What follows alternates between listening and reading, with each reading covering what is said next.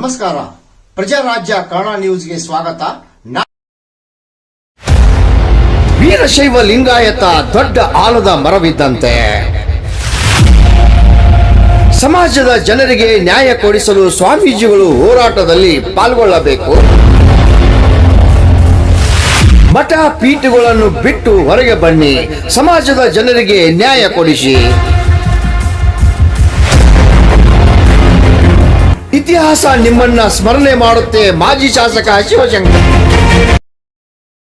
ಲಾಠಿ charge ಖಂಡಿಸಿ ಯಾವುದೂ ಮಠಾಧೀಶರು ಶ್ರೀಶೈಲ ಜಗದ್ಗುರು ಒಬ್ರೆ ಅವರನ್ನು ಖಂಡನೆ ಮಾಡಿದ್ದಾರೆ. ಉಳಿದ ಮಠಾಧೀಶರು ಯಾವುದೇ ಹೇಳಿಕೆ ಕೊಡ್ತಾ ಇಲ್ಲ. ಅದಕ್ಕೆ ಏನಂತೀವಿ ಸರ್? ಈಗ ಮೊನ್ನೆ ನಡೆದಂತ ಹೋರಾಟ ಏನಿದೆ ಅದು ಎಲ್ಲರ ಕಣ್ತೆರೆಸುವಂತ ಹೋರಾಟ, ಸಮಾಜವನ್ನ ಮತ್ತೊಮ್ಮೆ ಬಡಿದೆಬ್ಬಿಸುವ ಹೋರಾಟ. ಪ್ರಜಾಪ್ರಭುತ್ವದಲ್ಲಿ ಪ್ರತಿಭಟನೆಗೆ ಹಕ್ಕಿದ್ದು ಕೂಡ ನಾವು ಹೋರಾಟ ಮಾಡಿದಂತ ಸಂದರ್ಭದಲ್ಲಿ ಪೊಲೀಸರನ್ನು ಬಳಸಿ ಲಾಠಿ ಏಟ್ ಕೊಡಿಸೋದ್ರ ಮೂಲಕ ನಮ್ಮ ಸಮಾಜದ ಜನರಿಗೆ ಅನ್ಯಾಯ ಮಾಡಿದ ಸರ್ಕಾರ, ಅದನ್ನ ನಾವು ಖಂಡಿಸ್ತೇವೆ. ಈ ವಿಚಾರದಲ್ಲಿ ಪರಮ ಪೂಜ್ಯ ಜಗದ್ಗುರುಗಳು ಆಗಿರ್ತಕ್ಕಂಥ ಶ್ರೀಶೈಲ ಜಗದ್ಗುರು ಹಾಗೇನೆ ಉಜ್ಜಯಿನಿಯ ಜಗದ್ಗುರುಗಳು ಇಬ್ರು ಕೂಡ ನಮ್ಮ ಬೆಂಬಲಕ್ಕೆ ಬಂದಿದ್ದಾರೆ. ಇವತ್ತು ನಾವೆಲ್ಲರೂ ಒಂದೇ ಅನ್ನುವ ಭಾವನೆಯಲ್ಲಿ ನಾವೆಲ್ಲರೂ ಹೋಗ್ಬೇಕು. ಲಿಂಗಾಯತ, ವೀರಶೈವ ಲಿಂಗಾಯತ ಅನ್ನೋದು ಅದೊಂದು ಬೃಹತ್ ದೊಡ್ಡ ಆಲದ ಮರ. ಆಲದ ಮರದಲ್ಲಿ ನಾವೆಲ್ಲರೂ ಬದುಕ್ತಕ್ಕಂತ ನಿಟ್ಟಿನಲ್ಲಿ ನಮ್ಮವರಿಗೆ ಅನ್ಯಾಯ ಆದಂತ ಸಂದರ್ಭದಲ್ಲಿ ನಾವು ಮುಂದೆ ಬಂದೇ ಬರ್ತೀವಿ ಅಂತ ಹೇಳಿ ಪೂಜ್ಯ ಜಗದ್ಗುರುಗಳು ಅವರ ಆಶೀರ್ವಚನದಲ್ಲಿ ಹೇಳಿದ್ದಾರೆ, ಅವರ ಬೆಂಬಲ ಕೊಟ್ಟಿದ್ದಾರೆ.